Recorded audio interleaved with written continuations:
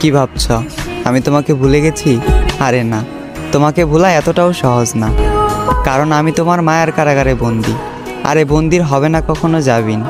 জানি আমাকে তুমি মনে রাখবে না, ভুলে যাবে, তবে আমি তোমাকে ভুলতে পারবো না কোনো দিন, মনে রাখবো চিরদিন। তুমি আমায় ভুল বুঝেছ আর চলে গিয়েছো অভিমানে, তবে আজও রয়ে গেছো আমার হৃদয়ের গহীনে। আর এই হৃদয় থেকে তোমাকে সরানোর সাধ্য আমার নাই।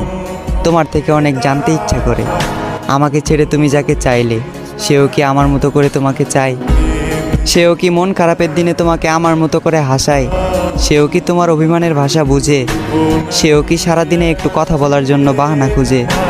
হয়তো হ্যাঁ, কারণ সে তো তোমার মনের মতন। তাই বলি আমার মতো তাকে অবহেলা করিও না, মন গহীনে রেখে করিও তাকে যতন।